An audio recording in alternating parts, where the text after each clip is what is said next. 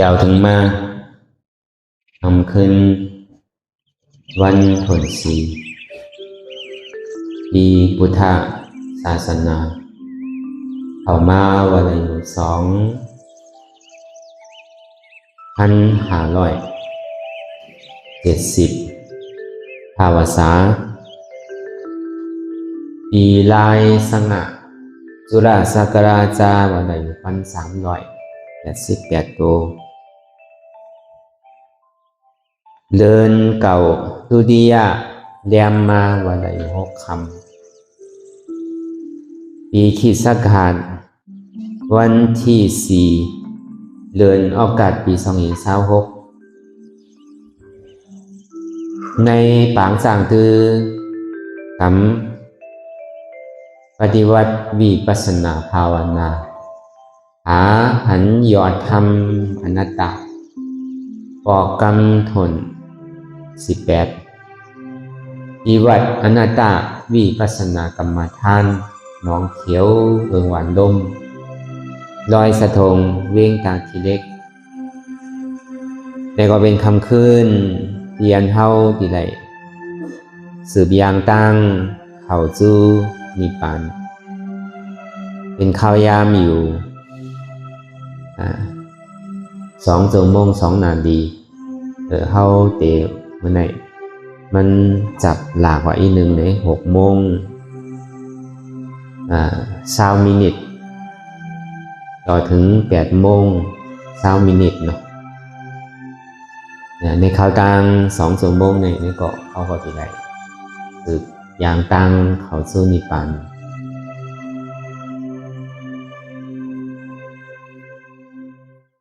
อ่อนตังสุดเตนี่ก็เขานำขากายกุดขาขวาวางต่างขาซ้ายก็ไหลขาซ้ายวางต่างขาขวานี่ก็ไหลก็อย่างนี้ก็คือเอามือเขา2 ข้อนนั่นวางไว้เหนือตักเขาเอามือซ้ายวางมือขวาก็ได้เอามือขวาวางต่างไว้มือซ้ายนี่ก็ได้ก็อย่างนี้ก็คือเขาไว้ตัวเขาซื่ออย่ามีเคียงป่นแล้วก็อย่ามีหย่อนย่านป่นเพราะว่าเขาเคียงป่นตีนี่ก็มันจังกันจังสันพอเขาหย่อนย่านป่นตีนี่ก็ทำไข่หลับไข่นอนก็อย่างนี้ก็คือเขาหลับหูเนอเปิดหูยาน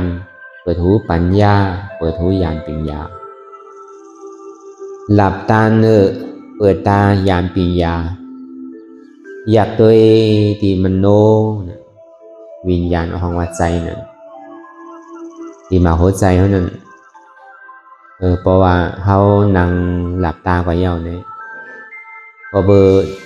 หูเตียนเขาไหลยินเสียงนั่นหลับตาเตียนเขาไหลหันทางนั่นผู้ลังเตียนเขาไหลนมนั่นไหลนมเสียวมันอยู่ซึ่งลิ้นเตียนเขาไหลจิ้มด้วยอายาสามันน่ะตัวเตียนเฮาไหลตุ่มเตอด้วยซั่นน่ะมันหูจักว่ามันดีเลยมันหายเจิกเลยเจิกอันว่านั้นหูหูตามหูลังหูลิ้นโชว์เฮาหูตัวเฮาก็หูอันมันหับหูว่ามันดีเลยจ้านั่นมันเป็นดีใจเฮาก็เพราะนั้นนี่แหละสังก็เฮาตัวดีใจเฮานั้นอย่ามีการซ้อมลองเสียงลองหางลองไอลองเนียสาลองการตุ่มเตอโดยที่มโนวิญญาณมโนทวาระมโนทวารมโนทวารในปองหอเป็นผู้ใจหนึ่งเป็นดิมักหัวใจหนึ่งแล้วก็เบอร์สังก่อนมันดีส่งมาดีใจเฮาเสียงหรือเฮาแบบตัดดีมักหัวใจหนึ่งเรียนเขาขับพูดอะไรห้องว่ามาหัวใจนั้นก็อันใจหูนั่นด้วยการวันทางมันย่ำไปเจ็บไปหันตุขะย่ำไปปองใจอนัตตาเดินนั้นก็คือเขาตัวเตียนลมถอยใจเขาออกเนี่ยลมหายใจลมถอยใจเขาออกเนี่ยมันเข่า又個惡，惡又個求，幫又個業，業又個幫ด้วยที่รวมถอยใจในกำหนึ่งเพราะว่ามันเข่านี่ก็คือเขาเจนจ้าวนว่าเกิดพอมันออกไปยาวนี่ก็คือเขาเจนจ้าว่าตายเกิดตายเกิดตายเพราะว่ามันปองนี่คือเขาวนว่าเกิดเพราะว่ามันเวียบนี่ก็คือเขาวนว่าตายเกิดตายเกิดตายมันใจว่าคือเขาตัวเลยวนหลอกไล่มันใจอันว่าเกิดตายนั่นคือเขาเอาปิญญาของเขานั่นวนตัวดีๆเจนจ้าตัวดีๆกอบสังเลยเกิดตายก็เบอร์ตั้งหลังปนมาเนี่ยเขาเลยเกิดถึงมากเมื่อเลี้ยวเนี่ยตั้งหนานั่นนี่ก็เขาซ้ำดีเลยตายนั่นตั้งหลังในหัวมันเกิดมาเยาตั้งหนาในหัวมันตึงตีตายมันก็เบอร์นั้นไหนอันล้มหายใจล้มถอยใจเขาออกนั่นหรือเสียเกิดตายเนี่ยมันมีอันใดเพราะเมื่อไรเนี่ยมันเกิดแก่เดียวนี่ก็ลมหายใจเขามันมีเอานี่ก็หัวมันตึงดีตายมันเนาะเพราะว่ามันยังตึงมีลมหายใจเขาออกเนี่ยยังไปตายเตอเพราะว่าเมื่อไรมันเสียงลมหายใจเขาออกของเราเนี่ยก็มันก็ตายก็เหลือเสียเกิดตายเนี่ยมันมีอะไรเนี่ยตั้งหลังปนมากก็ตั้งหนาเนี่ยก็เหมือนสินั้นมันตึงที่ไหลตายแล้วก็เกิดเพราะว่ามันมีลองตั้งเกิดตั้งตายลองตั้งเกิดตั้งตายนี่ในปาลีในห้องว่าเป็นอนิจจาอันนี้จังอันนี้จะมันเต็งออกมาอันนี้จะมันเต็งมันคายอยู่ดีๆมีเมื่อยาวเมื่อสุดเมื่อเสียงเกิดยาวตายตายยาวเกิดเกิดยาวตายตายยาวเกิดอยู่ที่ไหนอีกเพราะว่ายังตึกที่มีลองตั้งเกิดตั้งตายอยู่นี่ตุคานว่าเลยมันปนอะไรอยู่ลายเลยหนอร้องเจ้าเฮ้ามือยังตึกเปลี่ยนเจ้าใจสิทธาอยู่นั่นก็เกิดสังเวกาตรานั่นน่ะสองว่าลองตั้งเกิดตายนั่น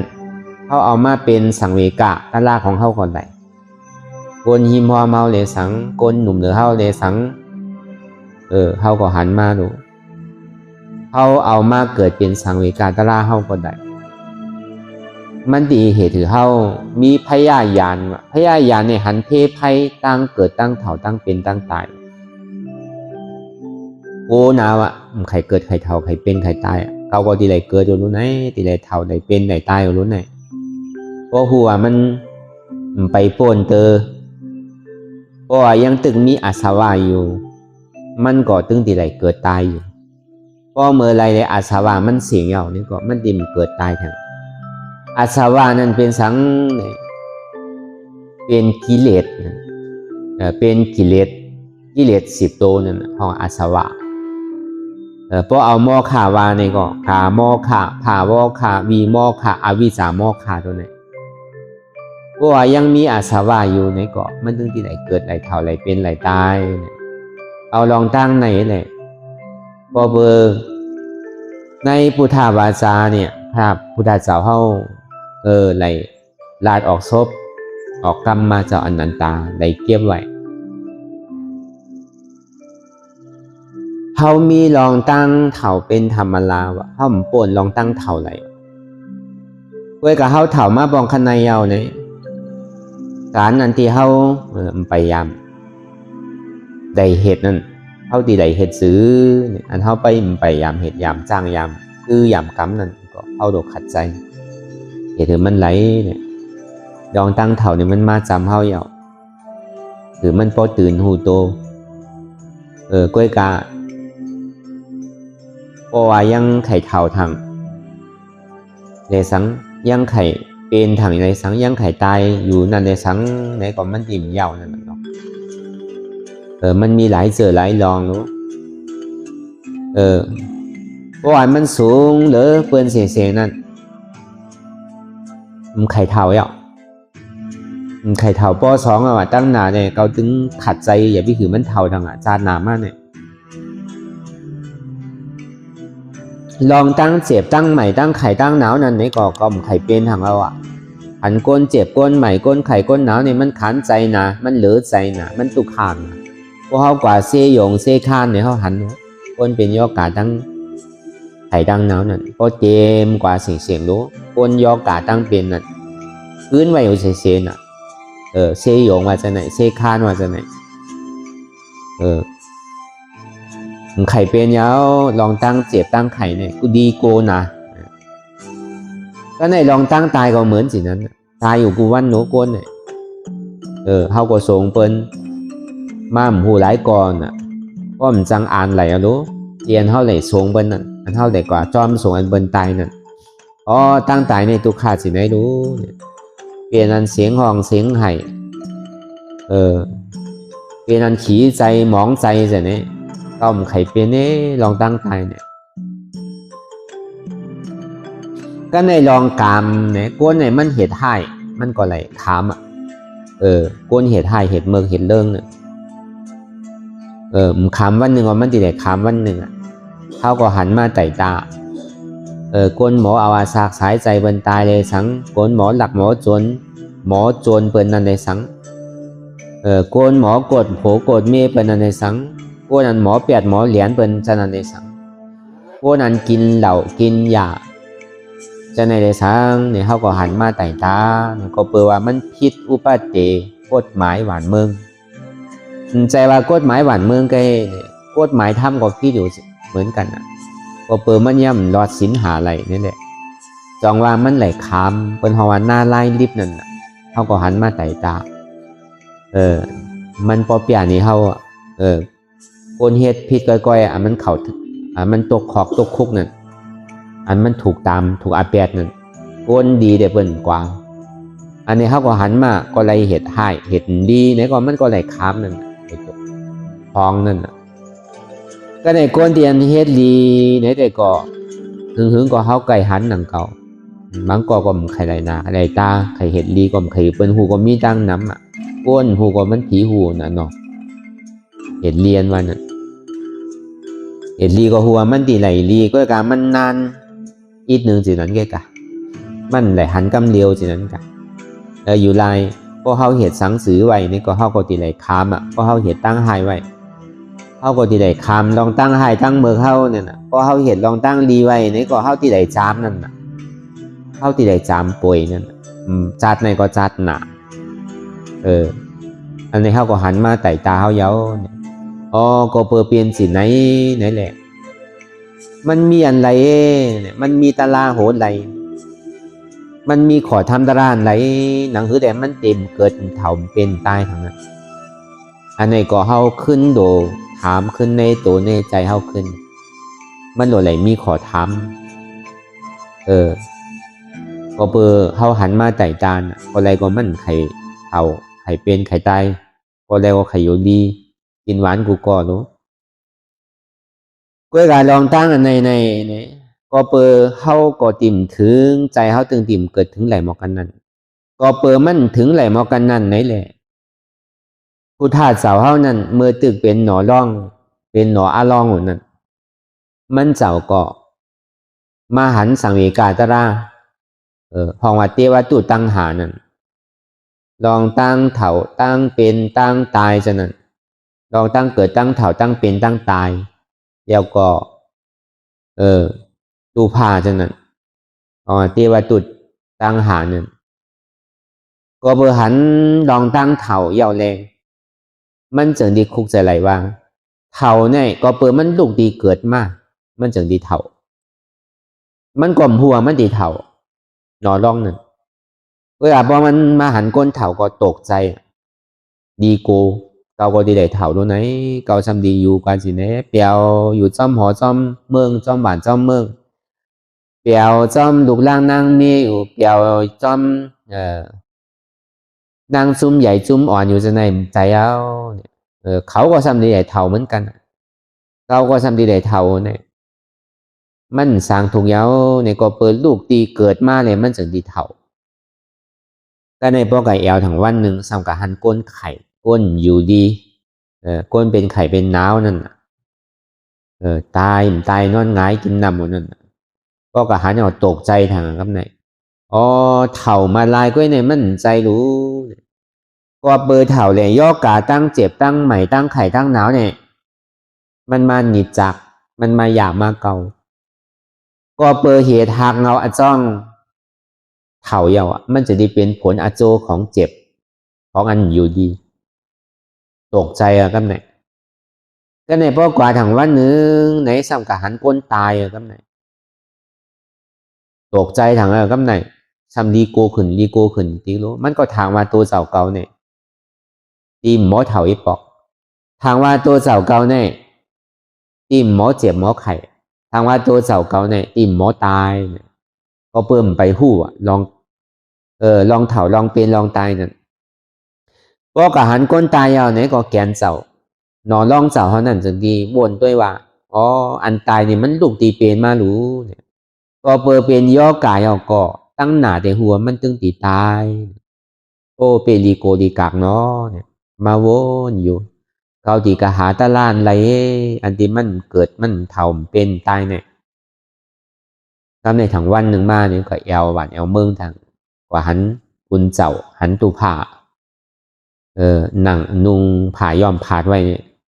อยู่ต้นไม้ไว้แล้วก็มีลูกปัดหวยหนึ่งก็ข้าวยำขิงข้าวยำตื่นเช้ามานี่ก็กระตุ้งทีเนี่ยมาอยู่กัดเย็นเย็นดีต้นไม้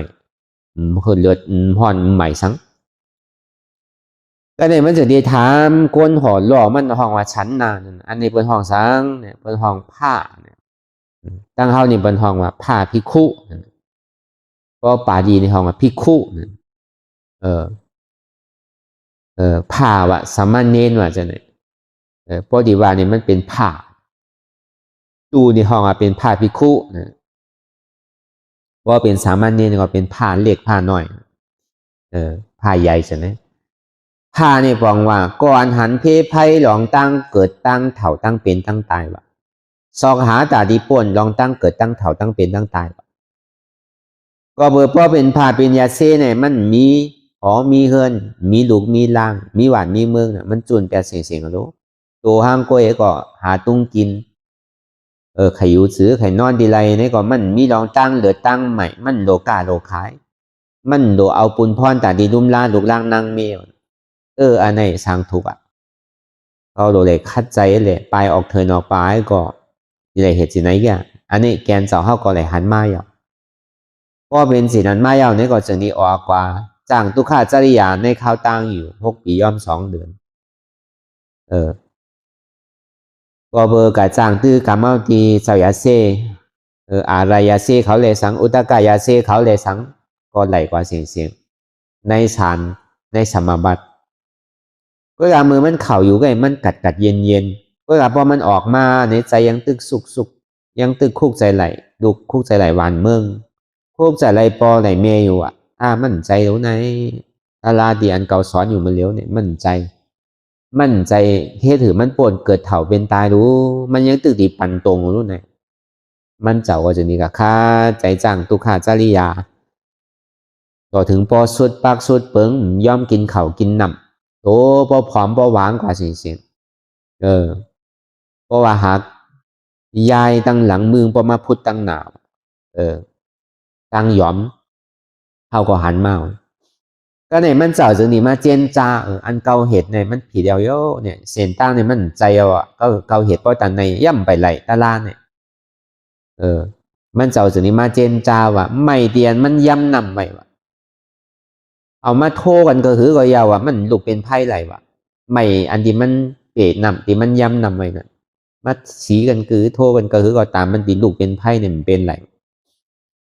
กำในไม่เตียนมันย่ำไว้ย่ำนำไว้นั่นยาวกว่าไม่เตียนมันแหงไว้นั่นก็เอามาโทกันซื้อก็ตามมันตีลูกเป็นไพ่เนี่ยก็มันเป็นไหลว่ะก็ในจึงดีวนว่าเอาไม่แหงได้ไม่แหงก็มาโทกันเนี่ยมันตึงลูกเป็นไพ่มันเจ้าสันนิว่าอันดีเก่าเฮ็ดมาตั้งหลังเนี่ยก็เอาไม่ตีมันย้ำนำไว้ไม่เตียนมันรีบไว้เลยมาโทกันซื้อก็มันออกไพ่รู้เนี่ยอยากว่าสมาไม่แหงเนี่ยไม่ย้ำนั่นน่ะมาโทกันซื้อเนี่ยก็ออกไพ่รู้เนี่ยก็เปิดเอาลายศีลเลสมาธิอ่อนโหว่ะศีลาเลสมาธิอ่อนโหเนี่ยมันเหมือนหนัง ไม่เดียนมันย้ำนำไว้เลยโทกือว่ามันออกไฟว่ะศีลในสมาธินั่นก็เบอร์สังในปฏิวัติศีลในศีลโกนเฮาเนี่ยมันยังการศีลโวศีลกายว่ะพอมาทัดตัวในศีลน่ะการศีลโวศีลกายการศีลกวางศีลพังน่ะก็เบอร์สังในโวกายเนี่ยมันหมอกินเนื้อกินปลามันกินเหยื่อกินหยากไงโวกายเนี่ยมันจางกว่าเป็ดมันจางกัดหลักกัดเลือดเปิ้นมันจางกัดหลักกัดโจรเปิ้นโวกายเนี่ยมันหมอกับยาเก้าโผเก้าเมเปิ้น1 ปีเนี่ยก็มันมีปอก2 ปอกแก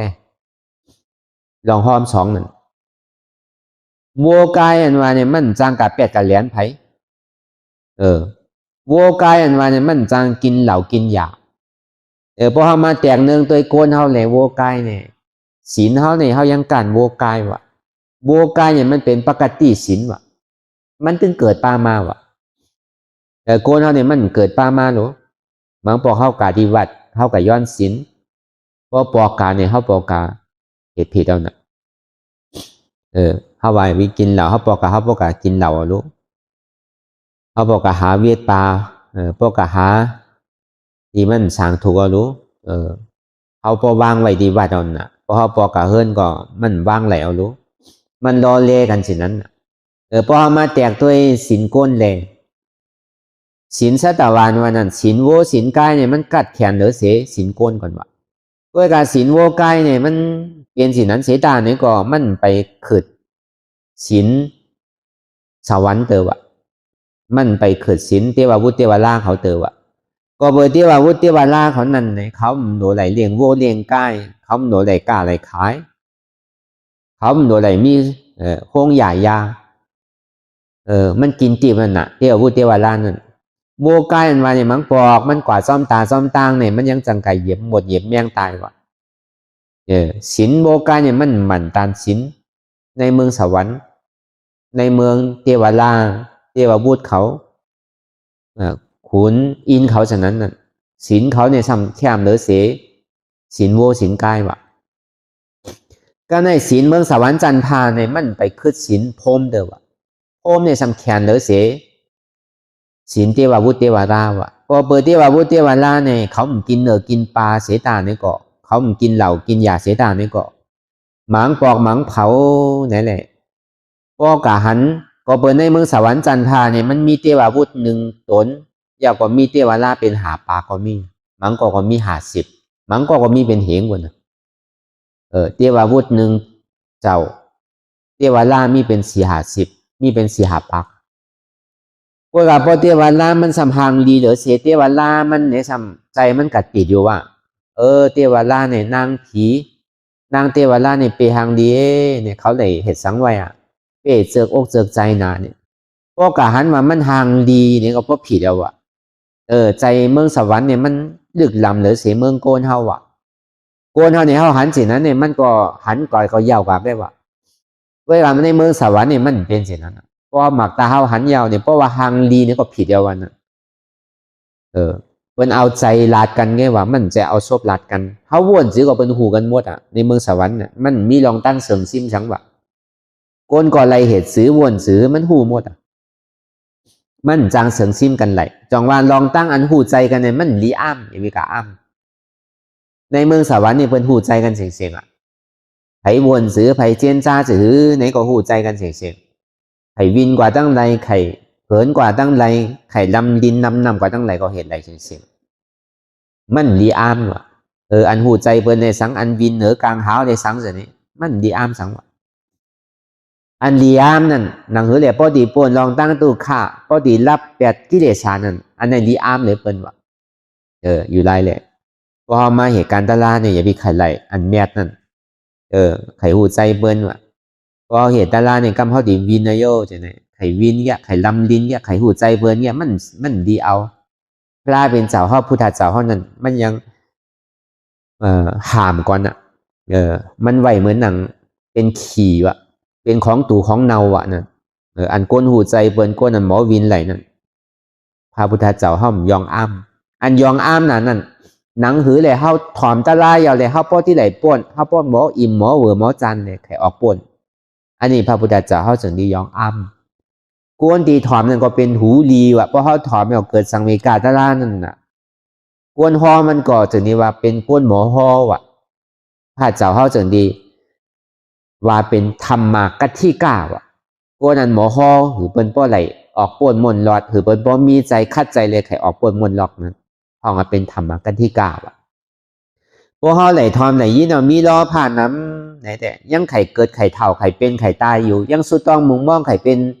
เทวาวุฒเทวาล่างไข่เป็นเป็นพรหมอยู่จะไหนไข่หางดีหางน้ำไข่เป็นเจ้าเป็นขุนอยู่จะไหนยังตึงเมื่อกูอ่ะก็เอาพระพุทธเจ้าวางนะอยู่ไรเลยมันดีอามสางว่าก็เบอร์เมืองสวรรค์จันทร์พาเนี่ย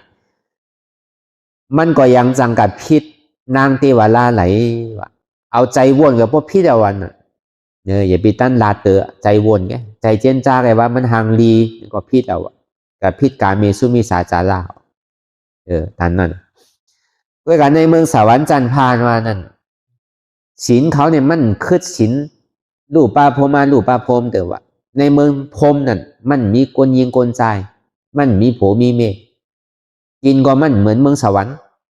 มันนางสมาธิอะไรอิ่มกว่าห้างมันเสียนั่นอำโดกาหากินหมักไม่โดกาหากินสั่งในเมืองสวรรค์เนี่ยยังโดได้หากินอยู่วันหนึ่งไอ้ที่ได้กินบอกกาเมียนหมักหนาเป็นหมักไม่เมียว่าเมืองสวรรค์จันทร์พาเนี่ยหนึ่งเพราะเขาลืมกินว่ะสองกู้โสเสงว่ะสามอาซากเสียงเนี่ยก็ตายเมืองสวรรค์เนี่ยพวกกลุ่มกายเปียวมวลจอมนั่งเทวดาอยู่ซ้ำลืมกินอาหารก็ซ้ำตายหนังเก่าอ่ะนะจังลืมไหลลืมว่ะเขาว่าในเมืองสวรรค์เนี่ยในเมืองดูปาพรมาดูปาพรมนั่นในเมืองพรมมันวันนั้นฉันมีศีลกัดแขนเหนือเสเมืองสวรรค์ว่ะพื้นฐานของในเมืองพรมเนี่ยมันโดนในมีศีล8นั่นน่ะเวลาในเมืองพรมนั่นไหนมันไปคืดศีลอริยาเตอว่ะศีลอริยาเนี่ยเปิดห้องว่าศีลาวิสุทธิว่ะกานาวิสุทธิว่ะจิตตาวิสุทธิว่ะมันเป็นศีลที่อันจึงปลอดขาวใสว่ะเปิดห้องเป็นวิสุทธินั่นน่ะจองมาเพราะมันไปเป็นอริยาเตอนั้นมันไปเป็นวิสุทธิเด้อว่ะจองว่ากำเมื่อก่อนบรรลัดไว้ลูกล่างอันหักบอเมนั่นเพราะเขาไปยามมีลูกนั่นอย่าไปยุ่มว่ะเพราะว่าเขามีลูกมากเนี่ยก็ยุ่มอันเขาหักพอหักเมนั่นไปยามมีลูกมีล่างเนี่ยอย่าไปเนียนยุ่มว่ะ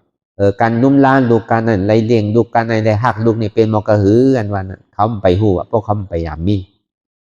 เมื่อไรเลยเขายามมีมาเขาถึงดีหูว่าอ๋อตีเตะปอเมเขาไก่ลาไก่ท่าเนี่ยพอเบอร์ไข่หือเขารักเขาเลี้ยมไข่เขาไหลลีรู้ไหนเขาก็ซ้ำมูเขาจะมาโปรเมเขาในโซเปขี่ป้องขี่ลาขี่ทะอ๋อกันในเขาเป็นปอกลเมกลอ่ะเขาหัวพอเขามีลูกมีลางมาอันยุ่มย้ำผ่าเจ้าผ่าถ้ำผ่าสังขารนั่นเนี่ยเพราะว่ามันย่ำไปเป็นอริยาเตอนั่นเนี่ยก็ยังจังหมอเสริมวะสถานนั่นมันจังจึงปลอดเขาใสไหลวะมันเป็นวิสุทธิไหลวะมันหมอเปิงวะหมอเกิงวะเมื่อมันสถาก็คือก่อนไหนก็กับพอมันวันหนึ่งมาเนี่ยพอมันสถามาเนี่ยมันหมอเปิงเงินมันก็อยู่ในศาสนาพุทธะเขาเตะเรียนกับเขาศาสนาเปิ้นก็มีตั้งนำหนูก็เบอร์มันไปถึงเขาถึงหลอนถึงแกนมันเตะนั่นน่ะในก็เฮาว่าลองศีลนั่นก็ในเขาสัมปอกขึ้นเมื่อดีหนอลองเจ้าเฮานั่นมันว่าอ๋อเอาศีลนำหนาเต็มใจดูก็เปิดศีลเนี่ยมันเป็นเครื่องมือตาดีเหตุหือเป็นโกนเนี่ยเป็นผีสมาธินั่นเพราะว่าอยู่หึงเนี่ยเพราะหนังหึงเนี่ยมันตีอ่อนหือกว่าเป็นพรมก็เบอร์มันเป็นเส้นตั้งแต่ดีกว่าเป็นเมืองผีเลยแต่ดีกว่าขึ้นเมืองพรมเลยก็เบอร์มันเป็นของกึกไว้ในโลกกัมพาเฮาอย่างนี้เนี่ยพุทธเจ้ามาหนอดองเจ้ามาเจนจาด้วยเนี่ยมันใจรู้ไหนเอาศีลในสมาธินำหนาเนี่ยมันเหมือนหนังใหม่ที่อันมันยำนำไว้แหละมันมาโทสีสือก็อันตามันตีลูกเป็นไพ่เนี่ยมีรู้ก็ในไม่แห้งในไม่ย่ำมาโทกันจื้อในก่อตาดีลูกเป็นไพ่ก็มีอันในสมาสติอ่อนโหมัดหมายจอมกูตีกูตั้งกูจอกกูเจงโดยเตียนมันอยากต่อถึงมันโปสุดโปเสียงมาทองเอาสตินำหนานั่น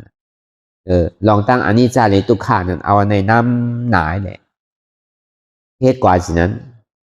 พอมาตัวยีมันเหมือนหนังไหมเตียนมันย้ำไว้เหมือนหนังก้นคางน้องวะข้าใจคางเตะน้องหวยในเนี่ยคางออกคางออกคางออกเพราะศีลในสมาธิน้ำหนาเนี่ยมันเหมือนหนังเผียวเยื่อหยายุกยักที่ในน้องวะหรือมันจืนปอดเขาใสมากนั่นก็ในเพราะเอาสติในสมาธิน้ำหนาเนี่ยมันเหมือนหนังเอาหนองคางหนองแห้งวะคางก็แห้งเตะก้อยกับพอลืมตัวกำหนึ่งก็เบอร์โหมันย่ำไปแห้งมันสามารถเตรียมเหมือนเก่าพอออกสมาธิมาเนี่ยใจพงใจผิวใจวนลองไต่ลองเหนือยังตึงมีอยู่อ่ะนอนร้องเสาเนี่ยอันนี้ก็ไปใจรู้มันเป็นเสียงตั้งที่ขึ้นกว่าที่เป็นอารูปสีนั่นอารูปสีในปองวันนี้สัญญานาสัญญายตนะอันนี้ก็ยังเป็นเสียงตั้งนี่ปาเนี่ยไปใจเนี่ยมันเจ้าจากนี้มาวนเจนจ้าว่ะเอาไม่แห้งในไม่แห้งนั้นโทสีกันก็เบอร์ศีลาในสมาธิเนี่ยมันเกื้อไว้ในโลกัมพาศีลวิริยะสติสมาธิเนี่ยมันเป็นของโลกัมพามันเป็นของปิญญาของโลกะปิญญาของโลกีมั่นใจเป็นปิญญาของโลกุตระมันเจ้าจากนี้เอายามปิญญาอันติมย่ำไปยามเกิดเท่านั้นก็เบอร์หน่อร่องเจ้าเท่านั้นเพราะว่ามันเจ้ามหาไหนอันวันนั้นปิญญาเนี่ยมันเกิดขึ้นไหลเตอสัมมาทิฏฐิสัมมาสังกัปปะสองตัวเนี่ยไปเกิดสัมมาวาจาสัมมากัมมันตาสัมมาอาชีวะสัมมาวายามะสัมมาสติสัมมาสมาธิเนี่ยเกิดแล้วในปิญญาในศีลาในสมาธิเนี่ยเกิดก้อยการปิญญาเนี่ยมันเกิดมันเจ้าจากนี้มาวนว่าอันเมียวมันเมียวเนี่ยมั่นใจเมียวอันมันเกิดเอาแต่อันมันเมียวเนี่ยมันโลหะเตียมันเมียวแต่เฮาโลหะเตียอันมันมีเนี่ยเมื่อเฮามาอ่อนกันเห็นอยู่เมื่อเลี้ยวอันเฮาตะลาอันตั้งก็เฮาก็ว่าเฮามาหาเตียนมันมีเดินนั่นอันเฮาไปยามนั่นมันเสาก็จังนี้มาบนเจนซาด้วยนี้เหมือนมันยังตึกเรียกหมดเลยก็วันหนึ่งผีหนึ่งปอกนั่นก็เมื่อเปิ้นข้าวยำเปิ้นดีหวานกะเมียวพิงทุงของเมืองกะลาในขุนหอคำเปิ้นตอนนั้นถึงเมื่อเลี้ยวว่าเมืองไทยก็ยังเห็นอยู่พอข้าวยำเปิ้นดีหวานกะเอานำเขาหน้าเสนอเนี่ยเปิ้นก็เอาซื้อเอาพันนั่นเอาแจ๋ปันขาหวานก้นเมืองตาดีเฮ็ดปลูกซ่อมตาดีไถหน้าจะเนี่ยมันก็เฮ็ดของกูปีเมื่ออันป่อมันเจ้าอุณหภูมิสีสุโธธานานั่นเขาตึกกะเฮ็ดพิธีตาดีอาปันเขาเปิกก้นไห้ก้นสนนั่นมันเจ้าก็กะอยู่ที่เงาใหม่นางสมาธิอยู่กันเย็นโดยรวมหายใจเขาออกเกิดตายวามไหลทำอู้เปิงไหลเขายาวออกก็อู้เปิงไหลนั่นน่ะมันจังกะจี้สังมันไหลมันจังกะวังคับมันไหลน่ะมันก็ตัวสิไหนแหละถึงดีแหลดมาเนี่ยของเงาต้นไม้เนี่ยมันคายกว่าตั้งไรมันตึกโหมหนอร่องเจ้าเข้าไว้มันจึงดีคุกใจไหลอันนั้นนี่แหละสำคืนเอาตั้งหูตั้งหมอเจ้าเก่าเตียนไหลเฮียนมาที่อารยเสเดอุตกายเสนั่นญาตินำแปดสิบเมาใจเหตุเพราะตันในตันเหลือเมื่อก่อนเพราะว่ามันไหลมันป้นไหลเอาตาลาเนี่ยมันไหลเนี่ยมันใจเอาไล่เห็นเนี่ยมันผิดเอาญาตินำแปดมันจะนี่ปอขึ้นมากินขึ้นปอกขึ้นมาลุมลาตัวเจ้าเก่าขึ้นถึงพอมีหวานมีแห้งตาดีสู่ต่อกิเลสานนั่นเพราะว่ามันปอกขึ้นมากินขึ้นยาวนี่ก่อนเจ้าปัญจวัคคีย์หาเจ้านั่นก็เพราะหันหนอดองสิทธาธามาปอกขึ้นกินเขาขึ้นยาวกินนมขึ้นยาวนี่ก็เขาก็ไปมันเปลี่ยนยาวพระเจ้าเนี่ยเขากัดมาลุมลาเฮ็ดวิยาวิจารมันเสียขิงเสียข้าวเสียเวลาเขาแก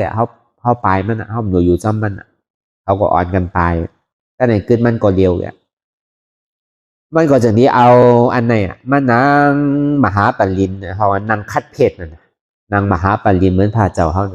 นางมหาปรินนางคัดเพชรลีก็เหมือนมันเจ้าดินนางในโพธิยองในพุทธากายามันเลี้ยวเนี่ยจะนี้มีโสธิยาภาพนั่นเอายาฆ่านั่นมันหลูต้านปันมันเจ้าก็จึงดีมาเทศเป็นเกณฑ์เมื่อกูบอกตั้งเขาเนี่ยมันเหตุเมื่อเดี๋ยวก็ยังเหตุโน้เอา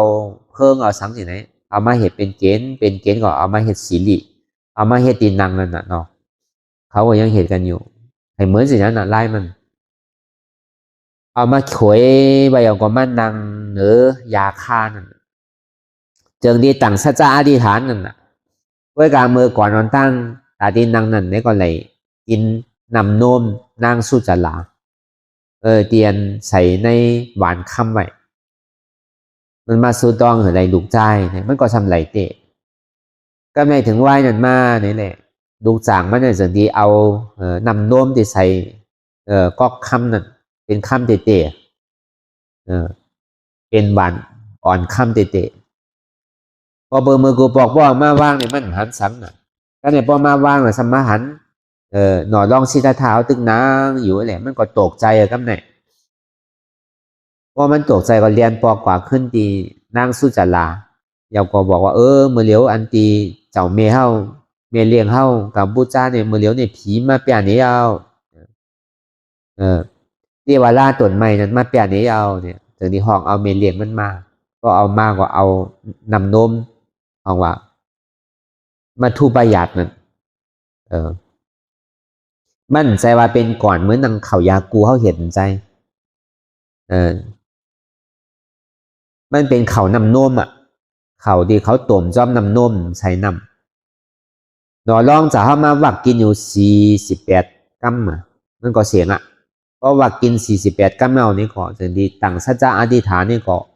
สังว่าเกาดีไหลเป็นพุทธาเจ้ามันในวันหนึ่งแดคือวัดเนี่ยเห็นมันลอยขึ้นอย่าไปเห็นมันไหลลงจ้อมน้ำเพราะว่ามันมาสุตองอธิษฐานสิไหนอ่ะวัดเนี่ยไหลขึ้นเด้วัดคำนั้นไหลขึ้นกว่าน้ำอยากว่าโจมลงกว่ากับซ่อนอันตีบาดเตียมันมีไว้ในเมืองนากาน่ะตีขุนนากาปาหนึ่งไปไว้ตีพระพุทธเจ้าเฮากักูสันก็นากันกัสปาเนี่ยก็สุต้องเหมือนจีไหนนังเก่าก็เลยมันกัซ่อนเป็นบาดผลเสียแต่ซ่อนไว้มีอยู่ถึงเมื่อเลี้ยวในเมืองนากาก็ในนากาเนี่ยจึงดีตื่นเนอะก็ในนากาตัวนั้นพระพุทธเจ้าที่เกิดมาถังสู่นึงเอารู้ในสำขึ้นนอนถังถึงเมื่อเลี้ยวก็ในมันใจเอานาที่ไหนเป็นพระเจ้ามันมานะรู้จึงดีมาตั้งสัจจะอธิษฐานนี่ก็นางมหาปรินดีตีในตีเก้าไม่โพธิเนี่ยบอกว่าตัดสรุปโพธิญาณเนี่ยมันใจว่าไม่มหาโพธิอันวันนั้นพอดีว่าเดมว่าเพราะว่าความใต้ว่าเดเป็นห้องว่าพักขี้ใบม้วนว่ะไม่สิลีนั่นมันใจเป็นไม่โพธิเนี่ยมันเป็นตีพุทธเจ้าเฮาได้ตัดสรุปเปิ้นจะที่ห้องเป็นไม่โพธิเพราะว่าพระพุทธเจ้าอริยเมตไตรตั้งหนามันก็เหมือนกันสินั้นอ่ะสันติเป็นไม่กำกอว่ะไม่กำกอเนี่ยก็ปานเหมือนนั่นเขาที่ห้องไม่พอที่เหมือนกันอ่ะทีเดียพอที่เนี่ยมันเป็นตนที่อันพาพุทธเจ้าเฮาได้ตัดสรุปเป็นสัมมาสัมพุทธเจ้าเป็นโพธิว่ะเป็นโพธิญาณว่ะ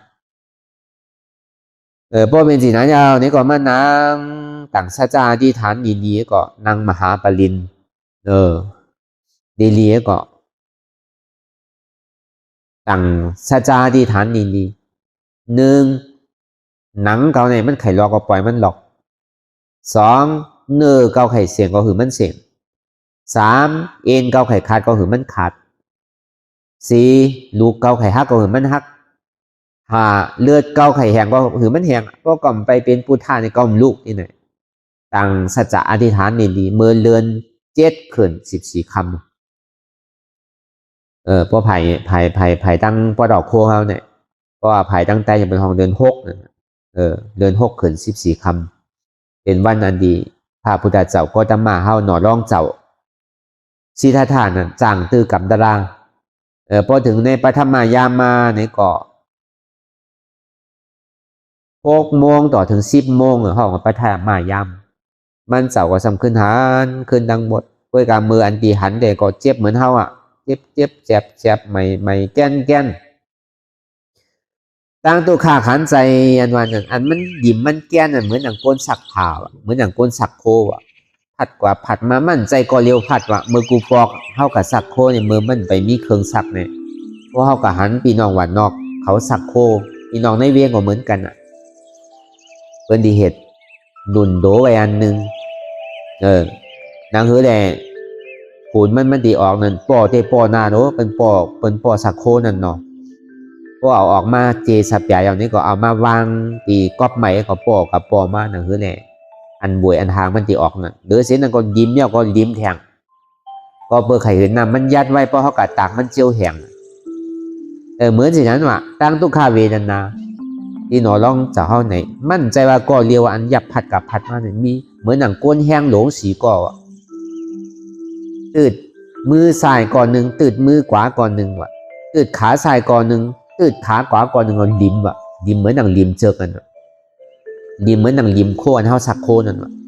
ดิมหืนนำป้อยัดมดว่ะตั้งเจ็บตั้งแกนเหมือนหนังหนอร้องจะเข้าญาณเหลือเสนานี่ก็ผัดกับผัดมาใจก่อเรียวผัดนั่นน่ะ3-4ก่อนนั่นน่ะเนาะเป็นกันผัดกับผัดมาเนี่ยตั้งเจ็บตั้งเสียบตั้งใหม่ตั้งแก้นนั่นกันนั่นเหลือเสนานี่ก็เหมือนเอามัดได้เลยเหมือนอันเท้าปิ่งเนื้อปิ่งไก่นั่นว่ะมัดขามัดมือก็โยกแหละเหมือนเอาพามีเถอไว้เหมือนเท้าอย่างปลาเหมือนเท้าอย่างหมูอย่างไก่นั่นน่ะเนาะปลาดีลีก็เอาพริกเอาเกลือทุกดีลีเอาขิงเอาจะไข่ใส่ดีๆก็กับปิ่งไพ่ว่ะ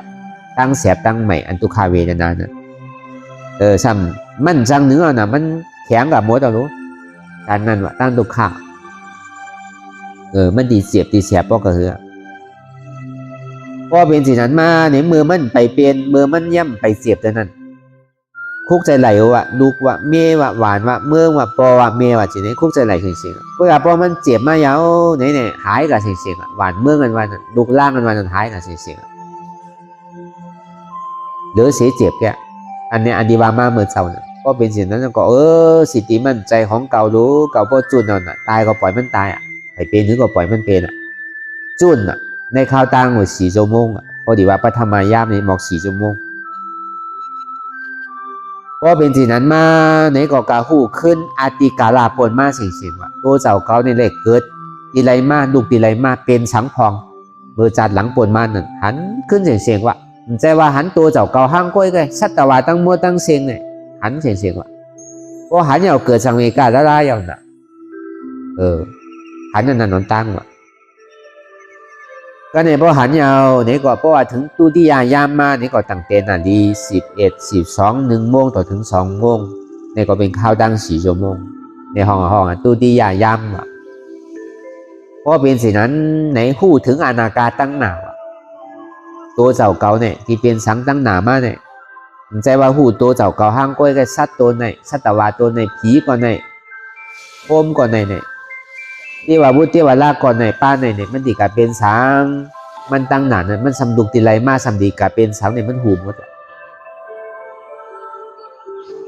ถึงดีตาติยาอายาตาติยายามมาเนี่ยเอาตั้งแต่นาฬิ2 โมง 3 โมง 3 โมง 4 โมง 5 โมง 6 โมงถึงเมืองแรงเพราะว่าหัวเมืองโยกมายาวเนี่ยตาวันก็พูดออกมาก็พูดออกมาก็อาสวะขยานเนี่ยบอกว่ากิเลสเตียมันมีอยู่เห็นหาปากมันไว้แต่สิ้นถึงมาเป็นอนุตตรสัมมาสัมพุทธะเป็นพุทธะเจ้าเบอร์เดือน7 มน2 วันพระพุทธเจ้าเนี่ยมันเป็นวันเดือน7 มนก็เปิดสังเนี่ยพอเข้ามาถอมด้วยปืนถอมด้วยประวัติของพระพุทธเจ้านั้นก็เปิดหันก้นเถ่าในลูกที่เกิดมามันจากที่เถ่าก็เปิดหันก้นเป็นในลูกที่เถ่ามากจากที่เป็นก็เปิดหันก้นตายก็เปิดลูกที่เป็นมากเนี่ยมันจากที่ตายนางหือเหลี่ยพอดีป้วนลองตั้งเกิดตั้งเถ่าตั้งเป็นตั้งตายเนี่ยดูจุนหวานจุนเมืองจุนหอจุนเฮินจุนดุกจุนหลานจุนกูเจอกูลองอยากว่าเขาเทินเขาป่าหาตารางมียังเกี่ยวกายมีสังคองสังกันหลักปลายกันขึ้นเนี่ยของเมื่อจังตื้อกับตารางมันจะดีสังทุกเนี่ยถึงดีไหลมายาวเนี่ยมันเจ้าจะดีว่าออกเสียงกำหนึ่งว่าอาวิจาปัจจยาสังขาราอาวิจาเนี่ยบอกว่าธรรมมีในอัมหันปัจจยาก็เปิดอัมธรรมมีอัมหันในเหตุถือเขาตายเอาเกิดยาวตายยาวเกิดยาวตายในอารมณ์เปรีโกก็มีเมื่อสุดเมื่อเสียงน้ำวันน้ำของดูเขาในกองพอเต็มกว่าในกำพาป้อมสุดเสียงโดยป้อมสุดหูสุดตาก็เปิดอาวิจาปัจจยาปันโตมเกิดยาวตายยาวเกิด มีเมื่อสุดเมื่อสิ่งสังขารล่านั่นประมาณเรียกลายค่ายก่อนที่ตายเอาเกิดเกิดเอาตายตายเอาเกิดเกิดเอาตายก้นตายอยู่ปากก็เห็นก็หมื่นก็แสนก็ตาที่ปอกขึ้นเป็นก้นมีหนึ่งก็หรือเศษนั่นกว่าอัปยภูมิดังสีดังเศษเทววุฒิเทวราชนั่นตายอยู่เห็นก็หมื่นก็แสนก็ตาที่ปอกขึ้นเป็นก้นมีหนึ่งก็หรือเศษนั่นกว่าอัปยภูมิดังสีดังเศษโคมนั่นไหนก็ตายอยู่ปากก็เห็นก็หมื่นก็แสนก็ตาที่ปอกขึ้นมาเป็นก้นมีหนึ่งก็หรือเศษนั่นกว่าอัปยภูมิดังสีดังเศษเอาปัจจยาสังขาราก็เปิดทำมีอ่ำหันทำใจอ่ำผู้จึงดีให้ถือไว้เนี่ยสัตวานนั้นเกิดเอาตายตายเอาเกิดก็เพราะนั้นในแหล่หนังหือแหล่ทำมีคือเขาพอหันทำใจเนี่ยคือเขาพอหู้นั่นเนี่ยก็เขาก็เลยมาพึกมาเลี้ยวเนี่ยนะพอพระพุทธเจ้าห้ามตาสรู้เดี๋ยวเขาก็ติ่มในถอมในยินเขาก็ติ่มในพึกนางเก่าเนี่ยก็เปิดพระพุทธเจ้าเขาเนี่ยมันเจ้าเนี่ยมันหนูมีเสียสงมาหนูมีครูบาอาจารย์สั่งสอนหาเอาหังก้อยก็หาอย่างในส่วนที่เอามาสั่งสอนคือเขาพอไหลทอมไหลยินมาต่อถึงมือเลี้ยวเนี่ยก็เพราะนั้นเนี่ยเขาก็ติ่มในยับเหมือนนางพระพุทธเจ้านางเก่าเนี่ยก็เปิดเขาหูลายมันเขาหูเสียนตังมันอย่างนู้อันมันหยาบเนี่ยก็เปิดมันหูเลยมันหยาบเลยนะทำมีอันว่าจะเป็นสางทำใจอันหูเนี่ยเป็นสางอันที่มันเปลี่ยนอยู่มือเหลียวเนี่ยมันใจโตเก่าที่มันเจ็บแก้นต้งตอดเนี่ยชานที่มันเกิดขึ้นดีโตเนี่ยที่อันทับหูใจอยู่มือเหลียวในเนี่ยก็มันใจเก่าเจ็บที่มันเปลี่ยนอยู่มือเหลียวเนี่ยก็มันใจของเก่าอันนี้ว่าทำมีหันว่าทำใจหูอันวันนั้นเพราะมันใจของเก่าเนี่ยมันสัมเปลี่ยนสามเนี่ยมันเป็นอนัตตามันใจเก่ามันเป็นรูปธาตุเนี่ยเป็นหือเนี่ยมันเกิดรับเป็นลูกสืบเป็นสืบลูกเรียกลายค่ายกว่าใจเดียนมันกับหูนั่นนี่ก็สืบเป็นสืบลูกเรียกลายค่ายกว่ามันเป็นเฉพาะธาตุดูบันวานั่นเป็นมหาภูธารูปเป็นรูปธาตุดินน้ำลมไผ่อันกับหูเนี่ยหูจักว่ามันเป็นดินธาตุดินน้ำลมไผ่อันมันกับหาบในหาบเอาลองตั้งที่มันเป็นธาตุดินน้ำลมไผ่อันจะว่างไหลนั่นว่างว่ามันใจตัวเข้าใจเข้าเจี๊ยบเข้านั้นมันเป็นสังมันเป็นธรรมะธาตุนั่นเป็นธาตุตราจองว่าเข้าติได้เอาธาตุตรานั่นก็แปดรูปธาตุนามธาตุเวทนาธาตุมันใจตัวเข้าใจเข้าเจี๊ยบเข้ามันเป็นโยมวิญญาณเวทนามันใจตัวเข้าใจเข้าเจี๊ยบเข้าเป็นอนัตตาเข้าก็รู้เอาในเหตุเนี่ยเพราะว่าทำมีก็หันทำใจก็หูนี่ก็เข้าก็ติไหลเขาก็ดิป่นเพราะว่าทำมิมหันทำใจหูนี่ก็อวิชชาปัจจยาสังขาราที่ได้ตายเอาเกิดยาวตายเป็นยาวดูยาวเป็นกำกับเป็นสัตว์เดรัจฉานกำกับเป็นวัวเป็นก้ายเป็นหมาเป็นแมวเป็นสัตว์2 ตีน 4 ตีนสัตว์นั้นมีหลายตีนยัง3 ขาเป็นสัตว์แต่กำมันสางถูกกำกับเป็นเพศชั้นหนาเลยสัตว์ทั้งสัตว์บางเมียพอมันตายมันยังจังป่นมาเป็นโกนอยู่ก็กับพอเป็นเพศอันมาเนี่ยบางปอกสั่งถูกมาพอตายเป็นเพศสั่งกับตกนาลายก็มีบางปอกกับหยอกจับตีจับตั้งก็สั่งเป็นอาเปียตั้งพี่เลยกับตกนาลายก็มีเหตุถือเป็นโกเหตุถือเป็นพ่อไหลตายย้อนมันเนี่ยก็เป็นตกใจพ่อตายย้อนมันก็สั่งเป็นอาเปียตั้งเก่าก็ตายมาเนี่ยถามว่ามันดีป่นเพศได้ตายขึ้นเกิดเป็นโกนเนี่ยก็สั่งเปลี่ยนสั่งกับตกนาลายก็สั่งเปลี่ยนอันนาเลยสัตวาทำเป็นเพศอันนาหรือเพศทำเป็นอสุรกายอันนาหรืออสุรกายนี่สังกัดตกนาลายมันที่เป็นสิ่งนั้นแต่เนี่ยพอทำมีมันทำใจหูเกาะตั้งกว่าเท่านั้นเกินเตะเท่านั้นเป็นเมืองอัปยภูมิตังสีเพราะว่าทำมีก็หันทำใจก็หูนี่ก็อัปยภูมิตังสีเนี่ยมันที่ปิดแปดพระตูนิพพานเนี่ยมันที่เปิดพระตูสวรรค์นั่นพระตูสวรรค์จันทร์ฟ้าพระตูเมืองพรมดูปาพรมมาดูปาพรมเนี่ยมันได้เปิดถาไว้มันได้เปิดอยู่3 พระตูสวรรค์แหนพระตูเมืองพรมแหนพระตูนิพพานมันเปิดไว้ถึง3 จันทร์มันดึงกว่าที่แกปนเมืองสวรรค์เอาขึ้นเมืองพรมปนเมืองพรมเอาเขานิพพานกำเร็วเพราะเขาปีกไหลอภัยภูมิดังสีนั่นกวยกาตาที่ปีกไหลนั่นนี่ก่อนที่ไหลเอาอัตตาตัวเนี่ยเกาวันเนี่ยจุลัยอันทามีเนี่ยก็เขาบอกหันตุกขา ทำใจนี่ก็คือเขาบ่ฮู้ว่าทุกขานี่เป็นอนัตตาทำมีหันเนี่ยหันว่าใจโหเก่าขาเก่าใจมือเก่าใจโตเก่าใจเก่าใจเจ็บเก่าทำใจฮู้ว่ามันเป็นอนัตตาทำมีหันเจ็บแก้นโต้งตอดเนียดซานสันไหวโคมไตไหมกัดอ่อนแข็งสู้ตุ้มจับใหญ่จึมหยอดเกินรับเนี่ยทำมีหันว่ะหันเจ็บหันแฉบเนี่ยมันเป็นหันทำว่ะนะทำใจหูอันเจ็บแก้นโต้งตอดเนียดซานสันไหวโคมไตไหมกัดอ่อนแข็งสู้ตุ้มจับใหญ่จึมหยอดเกินรับเนี่ยเป็นอนัตตามาดีตัวก็อ่ำใจโตเก่า